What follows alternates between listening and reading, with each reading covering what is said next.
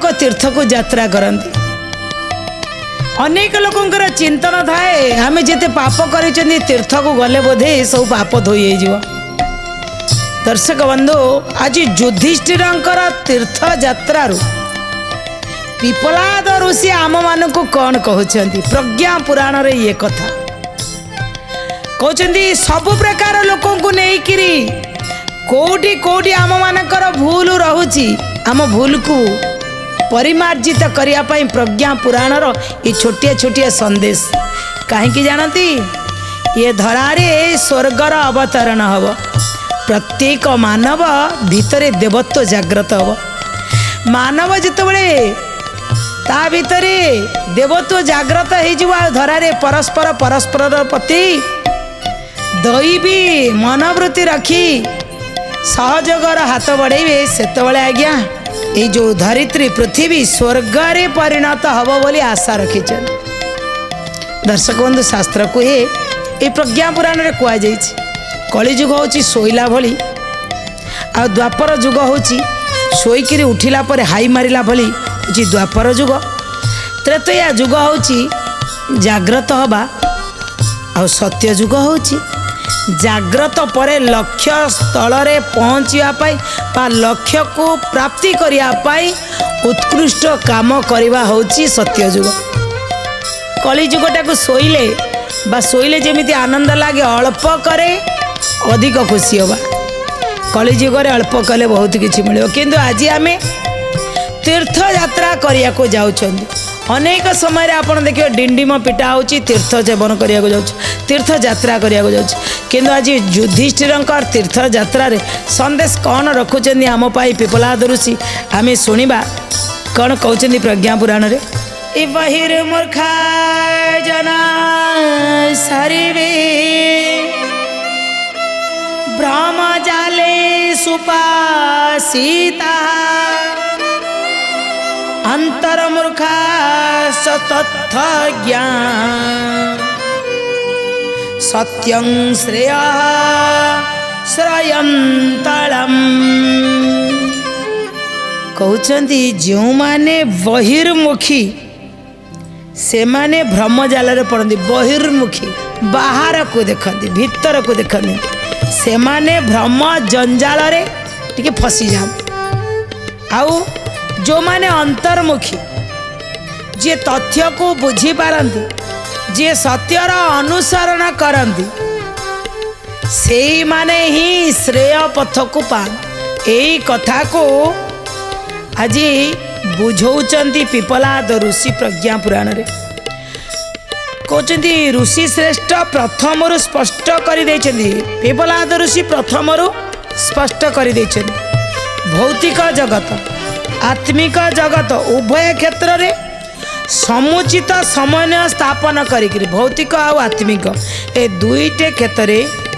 समुचित समन्वय स्थापन करी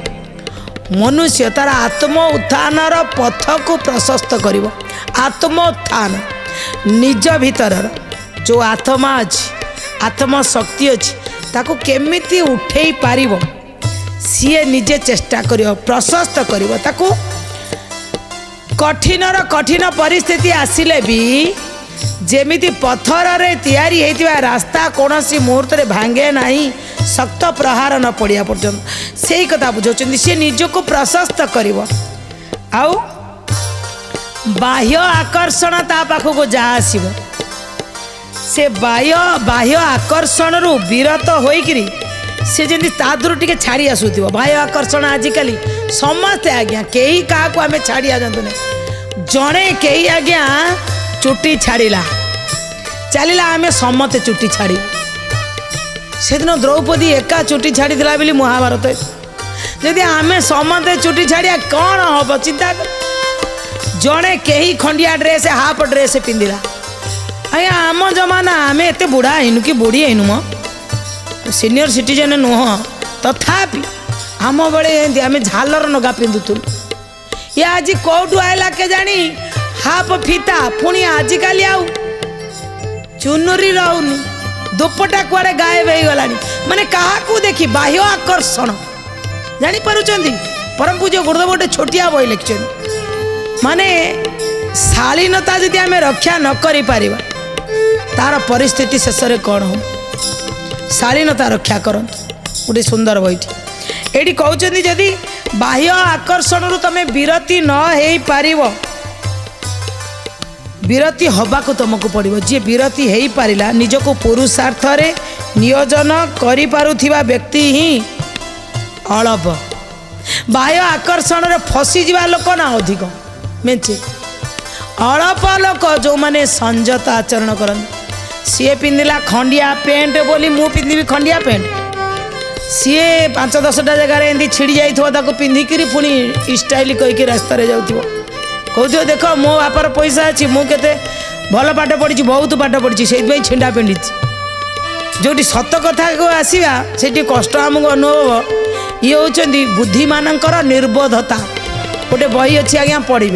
परम पूज्य गुरुदेव का लेखा बुद्धिमान निर्बोधता जिते खंडिया पिंधुं बुद्धि अच्छी कि ये निर्बोधता आमर कारण जो माने बाह्य आकर्षण को टे टाणी जाती सी पिंधि मैंने पिंधि अरे सी पिंधु ना मो भर तो ज्ञान अच्छी मुझे पिंधि कहते जो मान ज्ञान अच्छी सी अल्प कम लोक अच्छा आहरी पुणी कौन कहते ना ये पिपला ऋषि सब ऋषि की बुझाऊँ कहते बहिर्मुखी आ अंतर्मुखी ये जो दीटा जिनिस रहा प्रथम वर्ग बाटबणा होता जो माने बहिर्मुखी बाटबणा से माने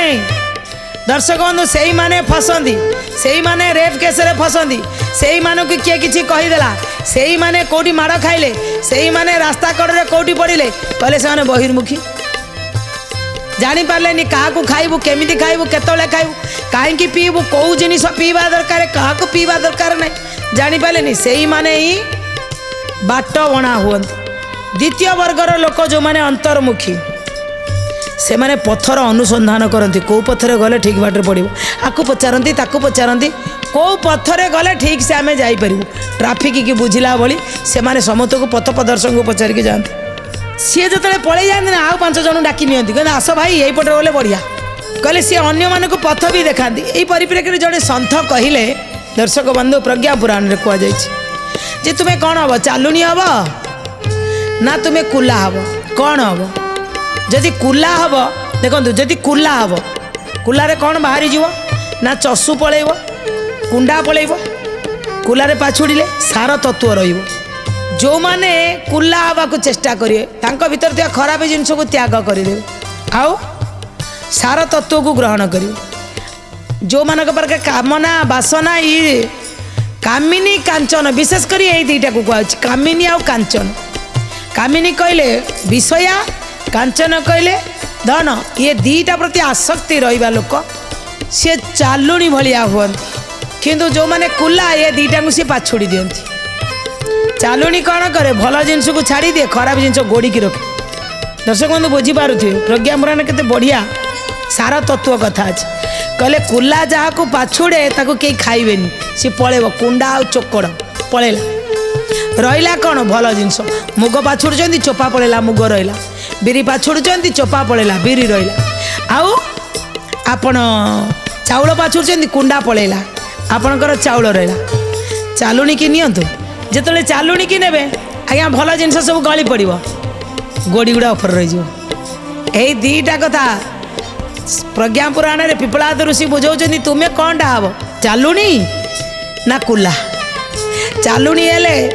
सब बड़े विषया वासना कामिनी कांचन रे बुड़ी रहा शेष कौन थी से कुड़ा से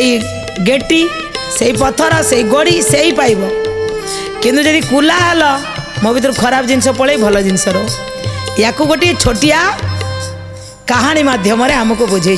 कौन से कहानी कहले युधिष्ठिर थरे तीर्थ यात्रा रे बाहर केतबले आमे समस्ते जानी कौरव आ पांडव ये समस्त को जना कारण महाभारत गीता प्राय अधिकांश लोक जानी था कौरव आ पांडव उभय एका परिवार हो सारा पर दादा पुओ बड़ापा पुओं भितर बापा किंतु ये किए दुई जनकर बापा उरसुरे माने आसी नथिले स्वतंत्र भाव में व्यासदेव ही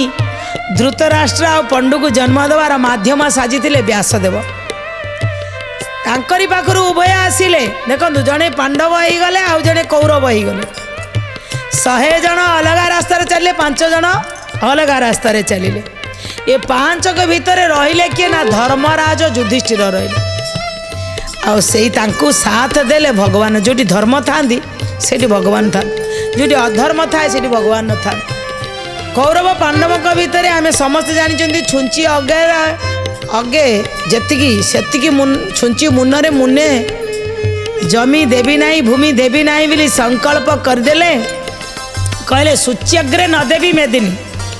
मु मेदिनी देवी नहीं से आज्ञा मेदिनी नवापाई महाभारत युद्ध हल ये कहले जेतबले धर्मराज थिले धर्मराज कौन पाई गले पशा खेलिया पशा खेल कहीं से हारिले भल लोक तो ये रास्ता को जीवा कथा ना गोटे भूल है बोली से गोटे भूल रु असंख्य भूल है जेतबले महाभारत युद्ध सरीगला परे सब कौरव चलीगला परे ए पांडव माने राज्य लाभ कले कारण कृष्ण पाखे थे राज्य लाभ कर सारापर मन भितर टिके आसला जे आम तीर्थ करने जा तीर्थ करने भाई मान को सांगरे धरिले पत्नी की सांगरे धरी तीर्थ करने को जीवा पूर्वर जाई श्रीकृष्ण का पाखरे पहुँचले टिके तांको कहीकि जीवा आम तीर्थ जाऊँ दर्शक बंधु युधिष्ठिर जेतबले राज्य लाभ कर सारिले राज्य लाभ कर सारिला परे चिंता कले आमे तीर्थरे टिके जीवा सांगरे भीम अर्जुन नकुल सहदेव आ धर्मपत्नी द्रौपदी हमको सांगरे नहीं करी यात्रा करने को बाहर ता पूर्वर टिके से माने भगवान श्रीकृष्ण पाखरे पहुँचले जिते भगवान श्रीकृष्ण पाखक गले और कहले आम सांगरे तुम्हें भी चल तीर्थ करने जीव दर्शक बंधु कुहा जाए जदि आम भल कर्म करवा आम भल जदि आम मंद कर्म करवा आम मंद से प्रज्ञा पुराण रे कहा जाइए ए जे प्राणी निजार सौभाग्य करिता सद उपयोग करिता सद उपयोग करिता सद उपयोग से लावे अधिक उन्नति क्रमे पूर्णता हुए प्राप्ति क्रमे पूर्णता हुए प्राप्ति क्रमे पूर्णता हुए प्राप्ति श्रेय पाजे अनुसरण करि पारिब सेहि जन करि पारिब सेहि जन करि पारिब सेहि जन कहते जो प्राणी निजर सौभाग्य को उपयोग करे सौभाग्य को जिते उपयोग करिब से ही उन्नति लभिब तारी ही पूर्णता मिलिब आ जी से श्रेय पथ को अनुसरण करि पारिला से लोकटा ही महानजन हो पार आज भगवान श्रीकृष्ण पाखरे रहिले किए ना पांडव मान को श्रेय देदेले भगवान देखती मुझे श्रेय देदेली ता भितर अहंकार आसी जाए तो अहंकार आसीगले पुणी भगवान केमती भांगे से चिंता कर आज जिते पांडव माने जाइकरी तीर्थ यात्रा रे जीवापाई बाहरी युधिष्ठिर जाई पहुँची गले श्रीकृष्ण पाखे कहले आपण को आम सांगे तीर्थ यात्रा करिवार जीवापाई अनुरोध करुच आपण चलतु आम सहित सहयोगी हुआ कहले कुआड़े जाऊछ ना तीर्थ करने भगवान श्रीकृष्ण भावुं ଏ ସକଳ ତୀର୍ଥ ତୋ ଚରଣେ ବଦ୍ରିକା ଯିବି କି କାରଣେ ବଦ୍ରିକା ଯିବି କି କାରଣେ ବଦ୍ରିକା ଯିବି କି କାରଣେ କହୁଛନ୍ତି ଯାହା ଚରଣ ତଳେ ସକଳ ତୀର୍ଥ ଅଛି ତାକୁ ପୁଣି ଡାକୁଛନ୍ତି ଚାଲେ ତୀର୍ଥ କରିବାକୁ ଯିବା। ତୀର୍ଥର ମହତ୍ଵ ବୋଧେ ବୁଝି ନାହାନ୍ତି, ତୀର୍ଥ କ'ଣ ଇଏ ଜାଣିନାହାନ୍ତି। ଦର୍ଶକ ବନ୍ଧୁ, ଆମେ ଅନେକ ଗଲେ ତୀର୍ଥ କରିବା ପାଇଁ, କେତେବେଳେ କ'ଣ ପଡ଼ିଲା। ଆମେ ଗଲେ କୁମ୍ଭ ମେଳାରେ ଶହ ଶହ ହଜାର ହଜାର ଲକ୍ଷ ଲକ୍ଷ କୋଟି କୋଟି ଲୋକ, କ'ଣ ନା ଆମେ କୁମ୍ଭରେ ବୁଡ଼ ପକେଇକି ଆଇଲା ପରେ ଯଥା ପୂର୍ବଂ ତଥା ପରଂ ସେଇ ତୀର୍ଥର କିଛି ଲାଭ ମିଳିଲାନି। ଯଦି ଯାଉଛନ୍ତି ଆଜ୍ଞା କଉଆଟା କୋଏଲ ହେବା ଦରକାର। ତୀର୍ଥ ଯଦି ଯାଇଛି ମୁଁ ସେଠି ଧୋଇକିରି ଯଦି ଆସିପାରିଲି ତା ତ ବଢ଼ିଆ। ଯଦି ମୁଁ ଯାହା ଥିଲି ସେଇଆ ଡୁବୁକି ମାରିବାକୁ ଯାଇଛି, ଆଜ୍ଞା ଡୁବୁକି ମାରିଲେ ଉପରେ କରାଯାଇଥିବା ପାପଟି ଧୋଇ ହେଇଯାଏ, ଭିତରେ କରାଯାଇଥିବା ପାପ ବହିର୍ମୁଖୀ ପାପଟା ଧୋଇ ହେଇଗଲା, ଅନ୍ତର୍ମୁଖୀ ପାପ ଯିବ କୁଆଡ଼େ। ଆଜି ସେଇ କଥା ଯେତେବେଳେ ଯୁଧିଷ୍ଠିର ପହଞ୍ଚିଗଲେ, ଚାଲନ୍ତୁ ଆମ ସାଙ୍ଗରେ ତୀର୍ଥ କରିବାକୁ ଯିବେ। ଭଗବାନ ଶ୍ରୀକୃଷ୍ଣ ସେତେବେଳେ କହିଲେ ମୁଁ ବର୍ତ୍ତମାନ ଆବଶ୍ୟକ କାର୍ଯ୍ୟରେ ବ୍ୟସ୍ତ ଅଛି, ମୁଁ ତୁମକୁ ତୁମ ସହିତ ବାହାରକୁ ଯାଇପାରିବି ନାହିଁ, କିନ୍ତୁ ମୁଁ ତୁମର ସୁଖଦ ଯାତ୍ରାର କାମନା କରୁଛି। ଯାଅ ତୁମେ ଭଲରେ ଭଲରେ ଯାଅ, କାମନା କରୁଛି। ଆଉ ମୋର ଗୋଟେ କଥା ମାନିବ, ଭଗବାନ ପୁଣି ତୀର୍ଥର ଅର୍ଥ ବୁଝେଇବେ ନା ନାହିଁ। କହିଲେ ହଁ ଯାହା କହିବ ସେ ମାନିବା ଆମେ। ନା ମୋ କଥା ଶୁଣ, ଏ ଯେଉଁଠି ଥିବ ତୀର୍ଥ ସ୍ଥାନ ସରୋବରରେ କରିବ ସ୍ନାନ ସରୋବରରେ କରିବ ସ୍ନାନ ସରୋବରରେ କରିବ ସ୍ନାନ କମଣ୍ଡଳୁ ସ୍ନାନ କରିବ ସ୍ନାନ କରିବ ଯେଉଁଠି ସୁବିଧା ମିଳିବ ଯେଉଁଠି ସୁବିଧା ମିଳିବ ଯେଉଁଠି ସୁବିଧା ମିଳିବ ଗୋଟିଏ କମଣ୍ଡଳୁଟିଏ ଦେଇଦେଲେ, ଆଉ କହିଲେ ଏଇ କମଣ୍ଡଳକୁ ନିଅ, ତୁମେ ଯେଉଁ ଯେଉଁ ତୀର୍ଥ ସ୍ଥାନକୁ ଯିବ ଯେଉଁଠି ତୁମେ ବୁଡ଼ ପକେଇବ ଏଇ କମଣ୍ଡଳକୁ ବି ବୁଡ଼ ପକେଇବ। ଏହାକୁ ବୁଡ଼ ପକେଇ ପକେଇକିରି ଆଣିକିରି ଆସିବ। ଆଣିକି ଆସିଲା ପରେ ମୋର ଏତିକି କାମନା, ମୁଁ ତୁମ ସୁଖଦ କାମନା କରୁଛି, ଯାଅ।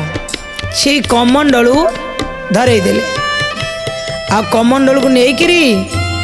ସେମାନେ ତୀର୍ଥଯାତ୍ରାକୁ ଗଲେ। ଯେତେବେଳେ ଆଜ୍ଞା ତୀର୍ଥଯାତ୍ରାକୁ ଗଲେ, ତୀର୍ଥରେ ପହଞ୍ଚିଗଲେ, ସବୁ ଜାଗାରେ ବୁଡ଼ ପକେଇଲେ, କମଣ୍ଡଳକୁ ବି ବୁଡ଼ ପକେଇଲେ, ବୁଡ଼ ପକେଇକିରି ପୁଣି ଫେରିଲେ। ଦର୍ଶକ ବନ୍ଧୁ, ଯେତେବେଳେ ଯୁଧିଷ୍ଠିର ସପରିବାରେ ତୀର୍ଥଯାତ୍ରାକୁ ବାହାରି ଗଲେ ଏବଂ ଅନେକ ଦିନ ପରେ ତୀର୍ଥ କରି କରି ବୁଲି ବୁଲି ସବୁଠି ସ୍ନାନ କରି ସାରିଲା ପରେ ଫେରିଲେ। ଫେରିଲେ ଯେତେବେଳେ ଆଗେ ଶ୍ରୀକୃଷ୍ଣ ଭଗବାନଙ୍କ ପାଖରେ ଗଲେ, କହିଲେ କମଣ୍ଡଳକୁ ନିଅ। କହିଲେ ତୀର୍ଥରେ ୟାକୁ ବୁଡ଼ ପକେଇଛ? କହିଲେ ସବୁ ଜାଗାରେ ବୁଡ଼ ପକେଇ ଦେଇଛୁ। କହିଲେ ୟାକୁ ପୁରା ସ୍ନାନ କରି ଆଣିଛ, ସବୁ ପାପ ତାପ ଧୋଇଗଲେ? କହିଲେ ହଁ। ନା ସମସ୍ତେ ବସ, ସମସ୍ତେ ବସ, ଯେତେ ଜଣ ଅଛନ୍ତି ବର୍ତ୍ତମାନ ସମସ୍ତେ ପ୍ରସାଦ ପାଇବେ। ତୁମେ ଆସିଛ କହି ତୀର୍ଥରୁ, ମୁଁ ତୁମ ପାଇଁ ପ୍ରସାଦ କରିଛି, ବସ। ସମସ୍ତେ ପ୍ରସାଦ କରିଦେଲେ। କହିଲେ ଆଗେ ଏ କମଣ୍ଡଳୁ ସବୁଆଡ଼େ ତୀର୍ଥରେ ବୁଡ଼ି ବୁଡ଼ି ଖାଇଛି, ତାକୁ ମାଟିରେ ବାଡ଼େଇ ଦେଲେ। ବାଡ଼େଇ ଦେଲେ, କମଣ୍ଡଳକୁ ଭାଙ୍ଗିଦେଲେ, ଟିକି ଟିକି କରିଦେଲେ, ଛୋଟିଆ ଛୋଟିଆ ସମସ୍ତଙ୍କୁ ଖଣ୍ଡେ ଖଣ୍ଡେ ଦେଲେ। କହିଲେ ସମସ୍ତେ ଟିକେ ଟିକେ ପ୍ରସାଦ ପାଅ। ସମସ୍ତେ ତାର ତୀଖା ପଣକୁ ଦେଖି ସମସ୍ତେ ଥୁ ଥୁ କରିଦେଲେ। କହିଲେ ଇଏ କମଣ୍ଡଳୁ କ'ଣ ଖାଇବା ଉପଯୋଗ୍ୟ ଏଇଟା କେମିତି ଖାଇବ କହିଲେ ବଦଳିଲାନି କହିଲେ ନା କହିଲେ ଏତେ ତୀର୍ଥ ବୁଡ଼ି ବୁଡ଼ି ଖାଇଲା କମଣ୍ଡଳୁ ଯାହାକୁ ସେଇଆ ବଦଳିଲାନି କିଛି କମଣ୍ଡଳୁ ହିଁ କମଣ୍ଡଳୁ ହେଇ ରହିଗଲା କିଛି ଖାଇବା ଉପଯୋଗୀ ହେଇନି କହିଲେ ନା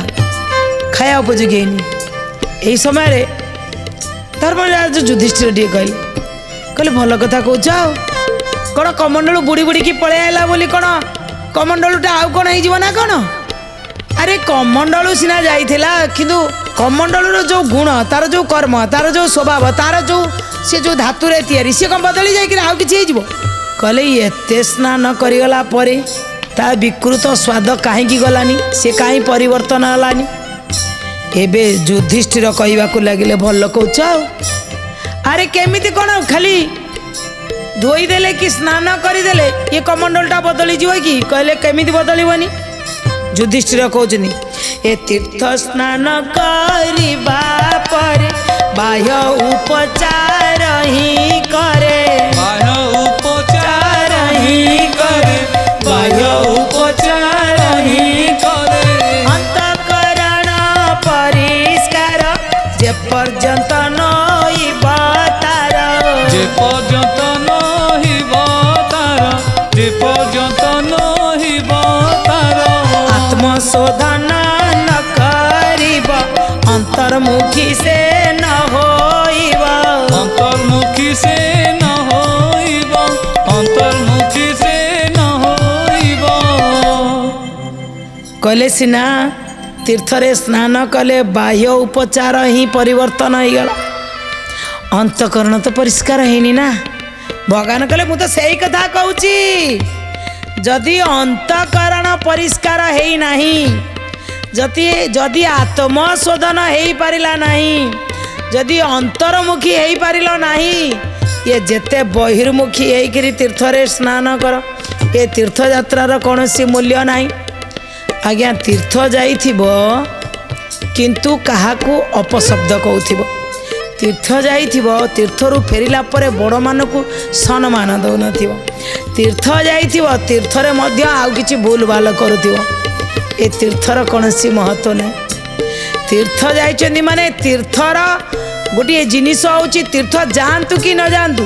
କିନ୍ତୁ ଯଦି ଆପଣ ଅନ୍ତର୍ମୁଖୀ ଅଛନ୍ତି ଯଦି ଆପଣ ସମସ୍ତଙ୍କ ଭିତରେ ଭଗବାନଙ୍କର ସତ୍ତାକୁ ଅନୁଭବ କରୁଛନ୍ତି ତାହେଲେ ଆପଣଙ୍କର ତୀର୍ଥଯାତ୍ରାରେ ଯାଇ ବୁଡ଼ ମାରିବା କିଛି ଆବଶ୍ୟକତା ନାହିଁ ଯାହା ଆଜି ଭଗବାନ ଶ୍ରୀକୃଷ୍ଣ ଯୁଧିଷ୍ଠିରଙ୍କ ଯାତ୍ରାକୁ କହୁଛନ୍ତି।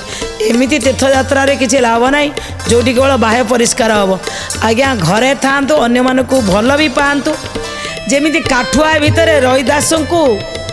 ଗଙ୍ଗା ମିଳିଥିଲେ କରେ ସେମିତି ତମ ମନ ଭିତରେ ଯଦି ପବିତ୍ରତା ଅଛି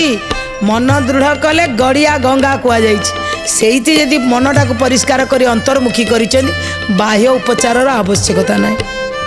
ଏବେ ଯୁଧିଷ୍ଠିର ବୁଝିଗଲେ ପିପଳାଦରୁ ସେ ଆମକୁ କହିଲେ ତୀର୍ଥ ଯିବା ଅପେକ୍ଷା ଘରକୁ ତୀର୍ଥ ବନାନ୍ତୁ। ଦର୍ଶକ ବନ୍ଧୁ ପ୍ରଜ୍ଞା ପୁରାଣକୁ ଭଲ ପାଉଥାନ୍ତୁ ଆଉ ଏମିତି ଦେଖୁଥାନ୍ତୁ ରହୁଛୁ ନମସ୍କାର ଓಂ ପ୍ରଜ୍ଞା ପୁରାଣାୟ ନମୋ ନମଃ।